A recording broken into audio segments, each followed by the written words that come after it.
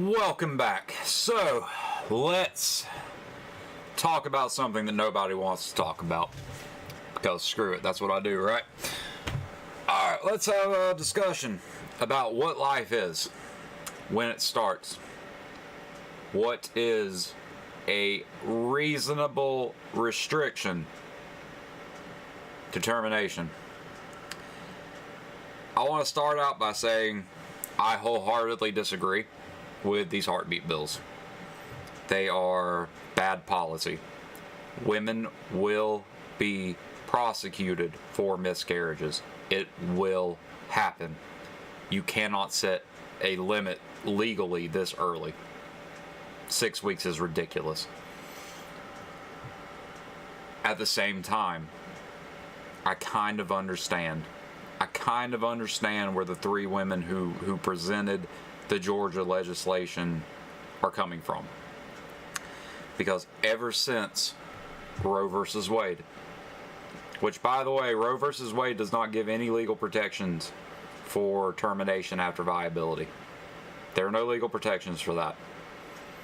But ever since Roe versus Wade, people who are pro-choice, mostly people on the left, have refused to come to the table and negotiate terms on this. Roe versus Wade is open-ended. We need to have terms on where the end is fraying. We actually need to bring that back together. And for 50 years, pro-choice people refused to make one damn concession. Not one. In fact, they started pushing it further. They were like, no, Roe versus Wade doesn't do enough. We need extra protections for third trimester abortions. And then it was, we need extra protections for partial birth abortions, where part of the baby came out. It's not technically born yet, go ahead and kill it. And in 2019, only 2 of the 20 Democratic Party candidates have not openly endorsed post-birth abortion, which y'all might actually recognize that by its more traditional name, infanticide. That is killing a child. A post-birth abortion is killing a child, no matter how you look at it. And now those same people are feigning shock and chagrin that people on the right, after 50 years of not being able to do any negotiations whatsoever with the left, people on the right are just doing their own thing now too, and legislating their morals, the same way the left has done so for the past 50 years. I say that so you can know I hate every single one of y'all involved in this argument. I really do. I hate the people who are absolutist pro-life and people who are absolutist pro-choice. There's a middle ground on this. We have to find it.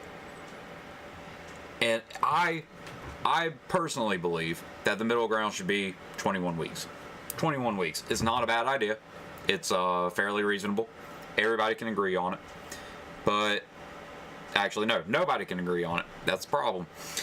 So instead of having like a reasonable place in the middle where we can all kind of agree, or at least agree to disagree and be okay with it, people on the left are advocating partial birth and post-birth abortion, whereas people on the right are advocating imprisoning women for having IUDs or for taking birth control. And both of these perspectives are absolutely stupid. Plan B is not an abortifacient, no matter how much people want to say it is. It's not. Because life has not begun the first day. Life does not begin when the sperm enters the egg. Life begins 3 days after that. The first 3 days that a sperm is in an egg, we're going back to biology class here for a second, y'all. The first 3 days that a sperm is in an egg, the egg is dormant. It is literally just a sperm inside of an egg. It hasn't done anything yet. If you take Plan B, that egg cannot attach to the uterine wall. and thus falls out. Doesn't have a chance to undergo metabolism as long as you do it in the first 3 days, which you would have to because the egg sticks within the first 3 days. And as long as the egg is not allowed to stick to the uterine wall, it will not develop into life. It will stay a sperm inside an egg inside of a drain pipe. That's all it's going to be. Now, after 3 days, once metabolism is started, you have a unique genetic signature. That is life. That is life. Now, I'm not saying we need to be legislating that, because I don't think legislation is a very good idea in general. It might be a good idea at the third trimester when we're killing pretty well fully developed human beings. At 9 months, you're about as developed as you are as soon as you come out of the birth canal. I mean, come on. Why are we really having that discussion? That these aren't developing human beings inside of a womb. It's just a cluster of cells. Here's a challenge. When you have an abortion, have that clump of cells genetically tested. And if that clump of cells matches your DNA, then that's no problem. But if that clump of cells does not match your DNA, that's a person. And I promise you, no matter how many times you run that experiment, those cells are not going to match your DNA. Because after 3 days, the egg and the sperm combine and create a unique genetic signature. Everything about you, from the zygote to the grave, is there 3 days into gestation. That is life. It is not you. It is not part of anyone's body anymore except for its own. It lives inside of you. Congratulations. You might have made some bad choices. A dude you were with might have made some bad choices. You might have both made some bad choices, which tends to be how pregnancy happens.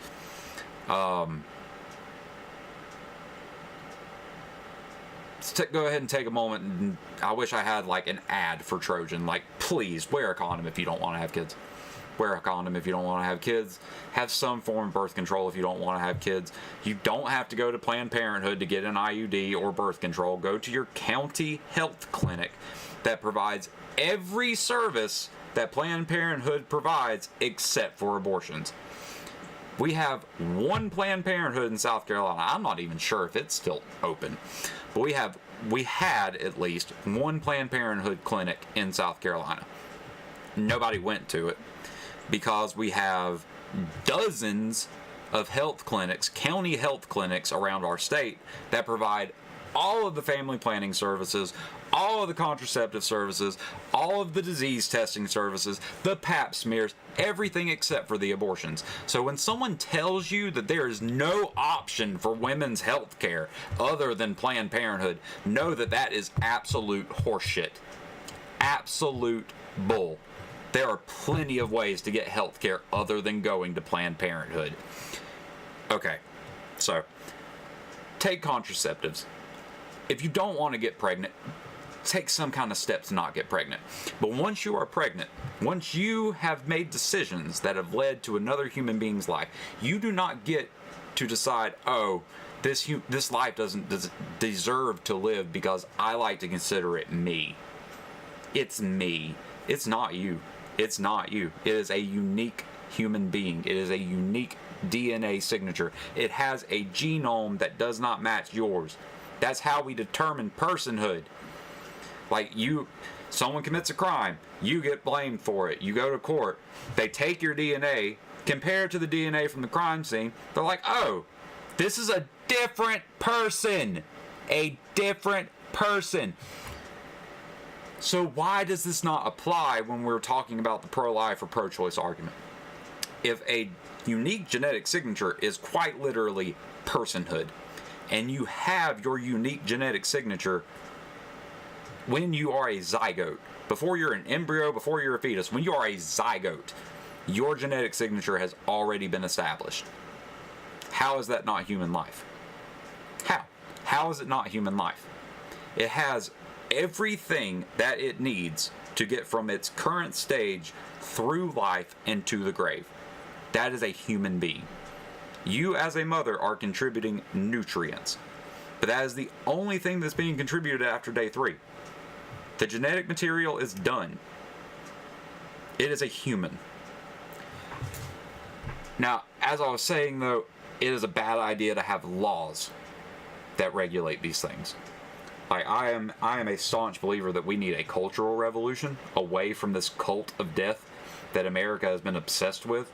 You have one wing of our political movement who thinks that we should just murder kids. And then you have the opposite wing of the political movement which says we should just murder brown kids. As long as they're brown, it's okay. And we have become an obsessed culture of death in America.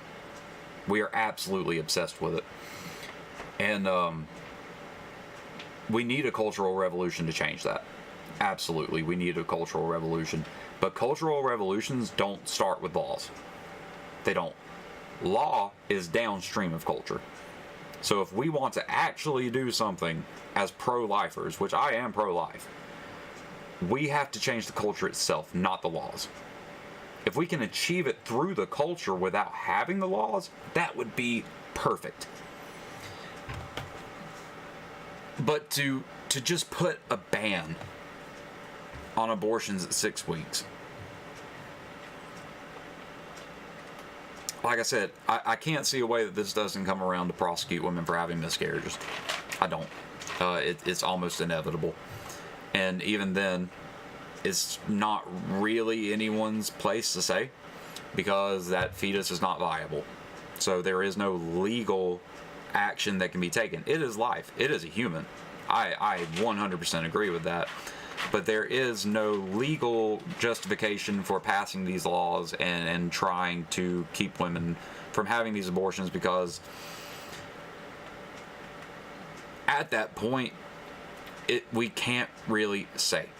We can't say whether it was an abortion or if it was a miscarriage. You can tell me all day that you can tell the difference between a regular miscarriage and whether or not a woman hit herself in the stomach and caused a miscarriage, but you probably can't. It's very difficult to prove that, which means that having that in the law is just going to become a justification for wrongfully prosecuting people for regular miscarriages. And I'm terrified of that. I'm genuinely terrified of that. I don't want women being treated that way. But I think it's about time that we started having a very real argument about putting some restriction around the 5-month mark, at least. Or we could join the rest of the first world developed nations and simply put restrictions after the 3rd month. I hear from a lot of people on the left that Europe is some kind of mecca for progressivism, but you can't have an abortion in Europe after the 1st trimester. It's not a right. And I want some consistency here, y'all. That's really my big thing. I really want some consistency here. But there is a more valid argument for 21 weeks than for a heartbeat bill. Because heartbeat bills tend to be based off of religious ideologies, religious arguments. And I don't believe that religion has any place in policy. I am pro-life, but I am pro-life for scientific reasons. Because I can look at new information and accept that it is new information. Second. One important piece of information, the reason why the 21-week ban was ever even brought up in the National Congress is that new research has shown that a human in the womb can feel pain at 21 to 22 weeks. That is when the nervous system is developed. It's done. The neural tubes have finished growing into place, and now they're only growing in size. They are functioning. And I have seen article after article where people are coming in and saying, well, I know that you have that new data from 2017 that says that babies can feel at 21 weeks, but I have this study from 2012 that says that they can't feel until 28 weeks. Yeah, that's kind of how science works. Like, the longer we research something, the more we know about it, and new information replaces old information. But beyond that, beyond the fact that a fetus can feel at 21, 22 weeks, 22 weeks is the new viability. A child can survive outside of the womb at 22 weeks, which means that Roe versus Wade is no longer covering children aborted after 22 weeks. There are no longer any legal protections for abortions after 21 weeks. So we should actually probably be having that argument instead of trying to, rewrite Roe versus Wade and try to pass these heartbeat bills that we know are not going to stick. They will not stick. All it's doing is causing this bigger argument, which I guess is kind of a good thing. It's a heck of a political stunt. And is not exactly well executed or well planned. But that might be what they're doing. That might be. They might be trying to set it up that way. But if it is just a political stunt, that's just going to blow up in our faces even worse. But yeah, so fetus can feel at 21 weeks. Viability is at 22 weeks. We see infants at 18 weeks already sucking their thumbs. Why? Because they get a sensation off of sucking their thumbs. Now, odds are, I'm not like a neurobiologist. I have some quotes from a neurobiologist on here that we're going to get to. But I'm fairly certain that to get stimulation from sucking your thumb, you would have to be able to feel both your thumb and your mouth, correct? Or you wouldn't be getting the stimulation. I'm fairly certain that's how it works. I know my nervous system is shot, but I'm pretty sure that's how nervous systems work. So really, though the nervous system might not be fully developed until 21, 22 weeks, a baby can feel at 18 weeks. Now, we're not at viability yet, so there's nothing that can be done with Roe versus Wade standing where it is. But who's to say the technology can't keep advancing? Who's to say that technology can't bring viability down to 18 weeks, 16 weeks, 14 weeks? Who knows, by 2080, 2100, we might not even need a womb anymore. Science might have advanced to the point that it can support a human life from the phase of the zygote all the way through to not birth. It might be possible one day that humans are no longer even born. They just grow. And that might actually be a better way to look at it. But we can kind of look at it that way now, too. It's just birth eventually happens. They come out. And I guess that's what we would call when we pull them out of the tube, too. Something like that. But yeah, who knows? By 2100, we might be able to take an egg and a sperm that haven't even started metabolizing yet, grow them from that phase into a zygote, into an embryo, into a fetus, into a fully developed human being. And at that point, there would be no legal justification left for abortion. None. But as it stands today, we have viability at 22 weeks. That is a legitimate place to start when we are talking about restrictions. Not 6 weeks, 22 weeks. And if the science ever gets us to 6 weeks, we can talk about it at 6 weeks too. But for right now, let's just try to have an even-headed argument about it. Just attempt to have an even-headed argument about it. Okay, so let's talk about some other stuff. I'm going to get some quotes in here. Colleen Malloy, a neonatologist, well, that's a fun word, and a faculty member at Northwestern University, said, "The more I advance in my field of neonatology, the more it just became the logical choice to recognize the developing fetus for what it is, a fetus instead of just a subhuman life form. It just became so obvious that these were just developing humans." I don't know how you can look at a zygote or a fetus and not realize that that's a developing human. You have to very, intentionally be ignorant to say that that is not a human being, because it is. It is a unique genetic signature. It is not part of your body. It's not. It is a separate body that is developing inside of your body, but it is not your body. That is an individual human being. Harvard Medical School's Miss Shalene Matthews-Roth had also said, "It is scientifically correct to say that an individual human life begins at conception when egg and sperm join to form a zygote, and this developing human always is a member of our species in all stages of its life, because it is a unique genetic signature once it is a zygote."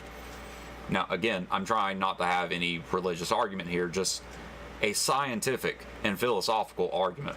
And the science and the philosophy are both moving to the side of the pro-life. Both are moving to the side of the pro-life. I honestly do believe by 2100, there will be no abortions done in the West. I don't believe that there will be any abortions in the West. Women who have unwanted children will simply turn the fetus, the baby over, the zygote, the embryo, the fetus, the whatever, at viability to the state. And I hate to say that, but I mean, the state exists to protect the inherent rights of individuals. That is the purpose of the state. Go read Bastiat's The Law. And that is one of the rare applications where the power of the state is justifiable. It is in the protection of the life of an individual. Now, we have this cultural issue right now where we don't think that these individuals are individuals, but we are going to get to that point eventually. It is going to happen. There's no two ways about that. And I wanted to address especially this idea of us needing to abort all the unwanted kids, because if they were unwanted, then they'd be better off dead. What? So first off, I want to tell y'all a little something.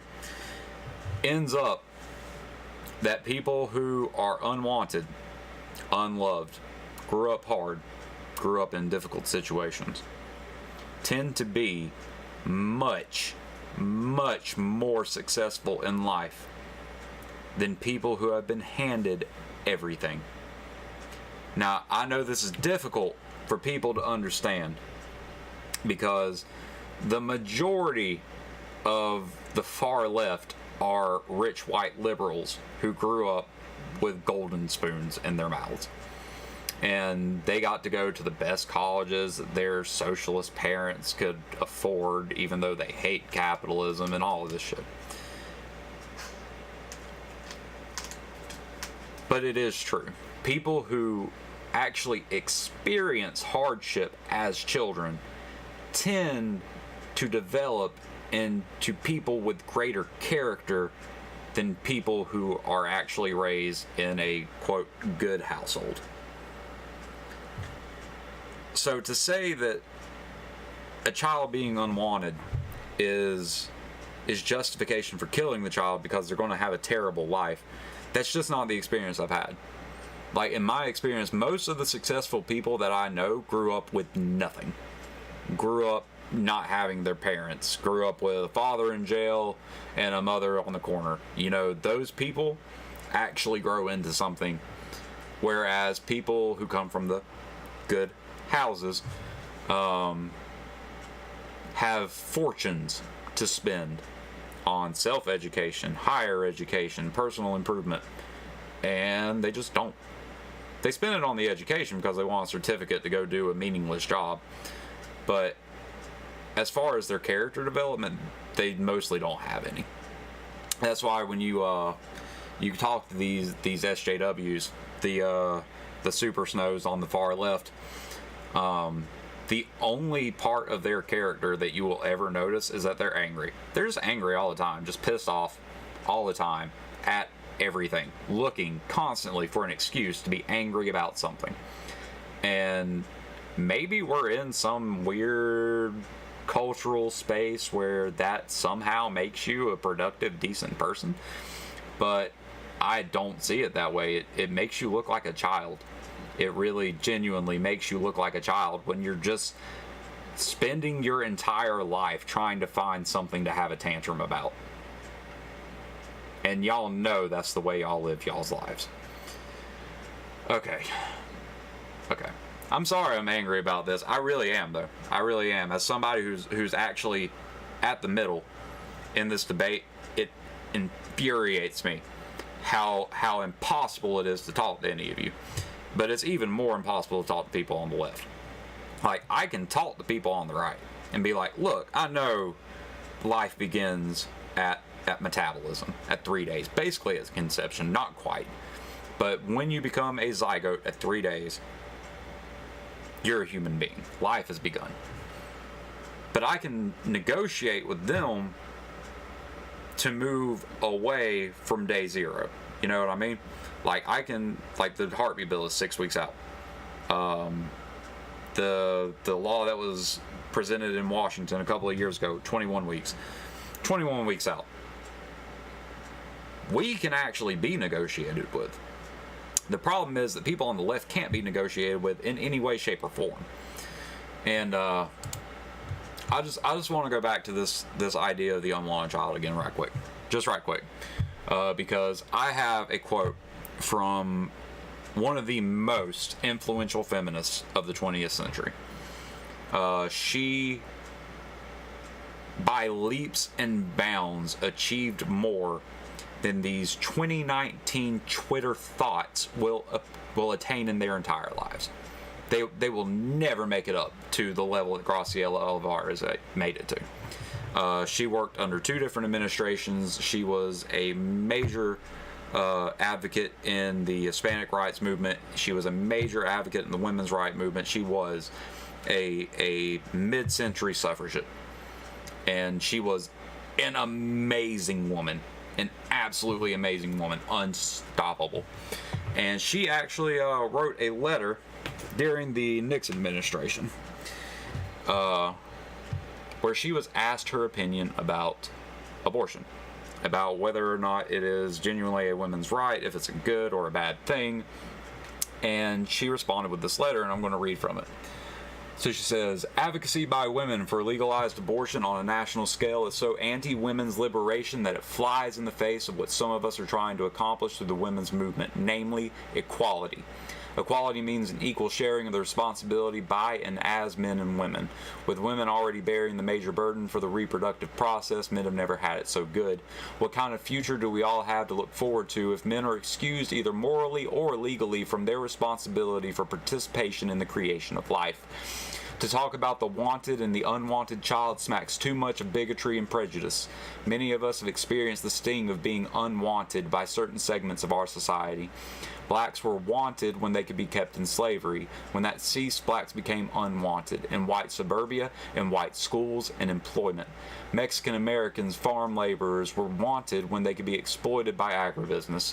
One usually wants objects. If they turn out to be unsatisfactory, they are returnable.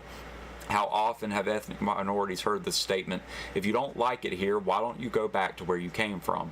Human beings are not returnable items. Human beings are not returnable items. Every individual has his or her rights, not the least of which is the right to life, whether born or unborn.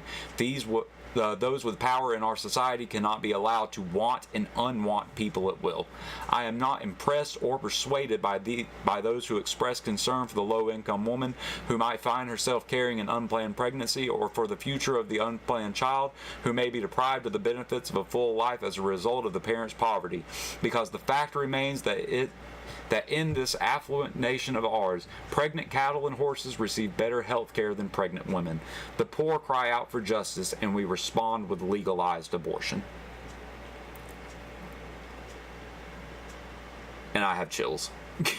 I just got them. They just ran down my arm. This is a woman who actually understands how society and culture works, how humans work, who understands that the only The real injustice for a pregnant woman is the health care that she gets. It's not that she might be in poverty. It's not that the child might not have the benefits of a bougie lifestyle. It's that they don't take care of the woman to ensure that the child is born healthy.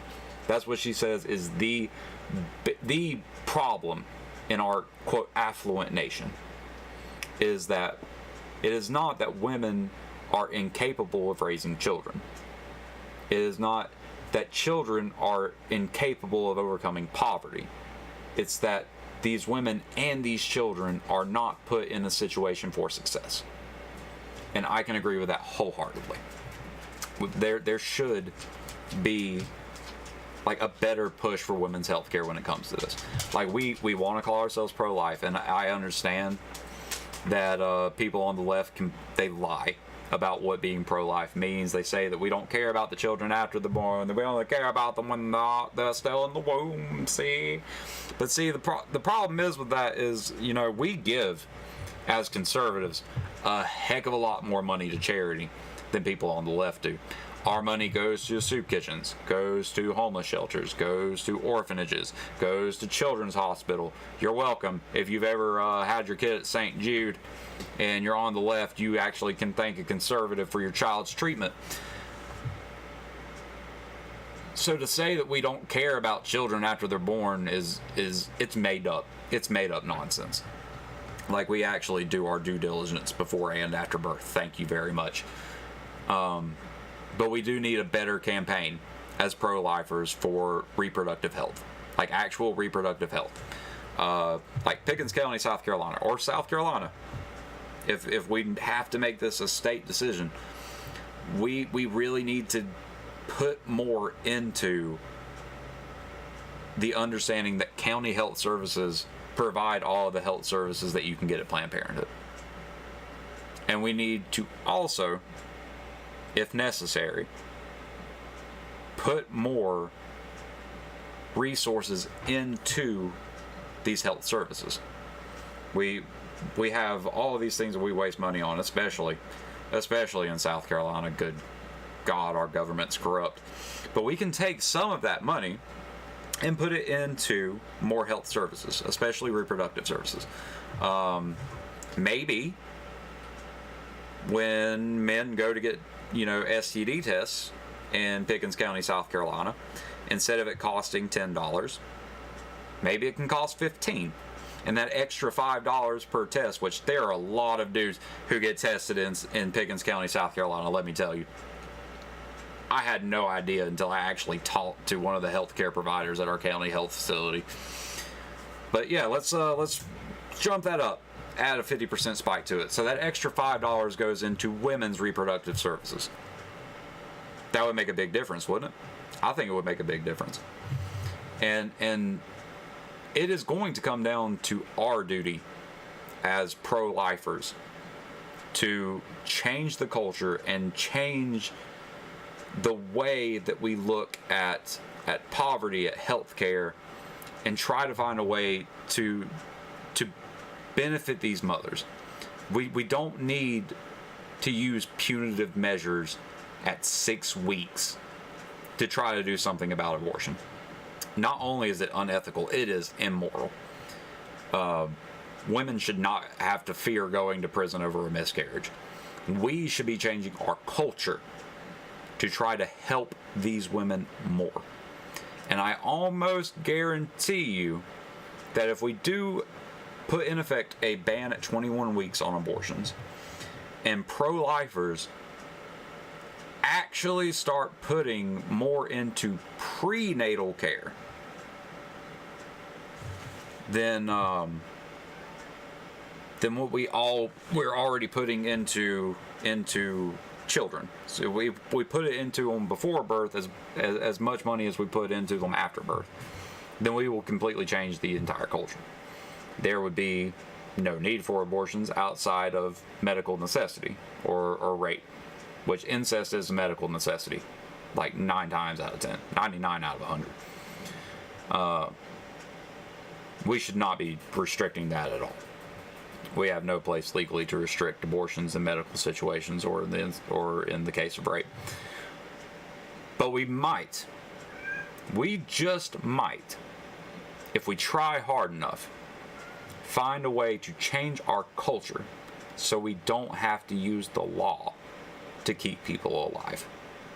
We might, should we try hard enough, be able to take on the cult of death in America. And I hope to goodness that we get there one day.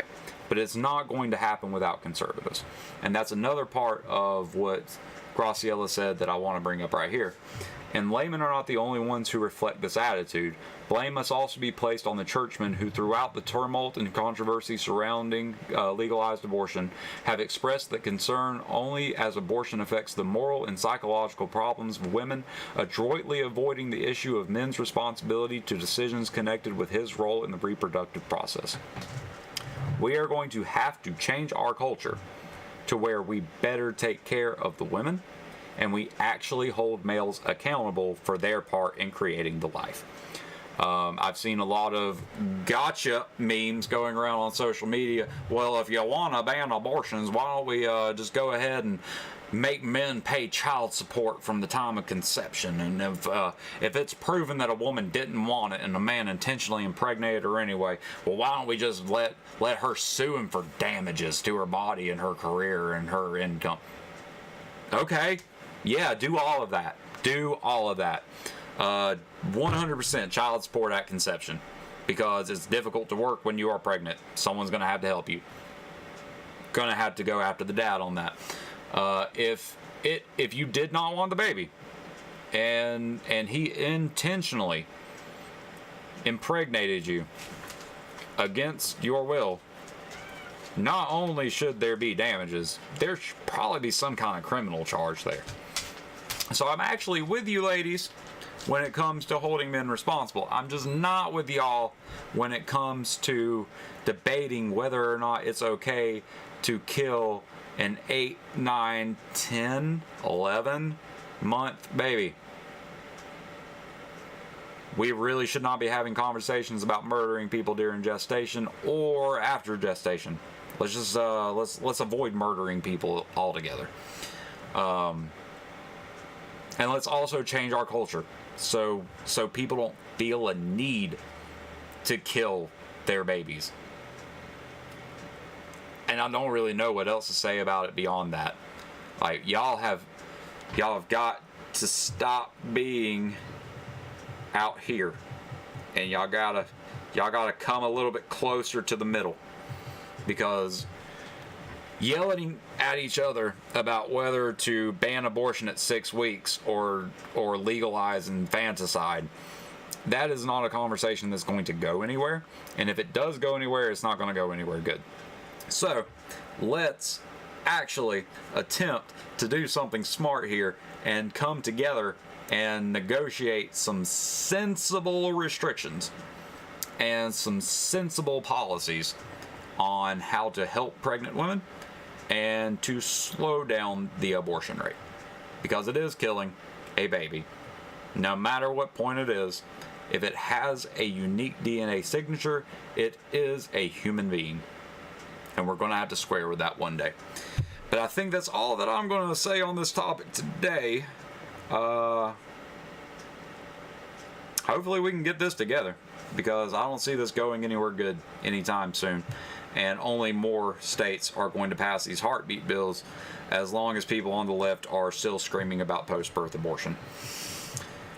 So can we all just stop screaming about stuff and actually talk for a minute? I hope y'all have a fantastic day. This video went a lot longer than I thought. This is basically an entire episode on life. But I love you. I hope the best for you. Definitely reach out for help. Don't believe what people tell you that you don't have any options other than this, because you will always have options other than killing a child. There are people who are willing to help you. I'm willing to help you. Every conservative I know is willing to help you. We're willing to help you before. We're willing to help you after. We're willing to take you grocery shopping if you can't afford groceries a certain week, or help you pay or whatever. But we will help you. We will. It's not real that conservatives don't care about children after birth. We do. and we do a lot to take care of children after they're born. And hopefully at some point, people on the left will stop lying about pro-lifers for 5 freaking minutes, and we can have a legitimate conversation about this. But until then, this has been the Damari Nolo Dispatch.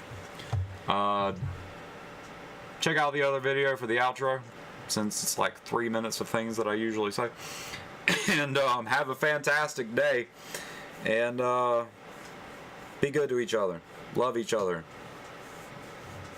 have honest debates, and come to real solutions instead of just bullcrap.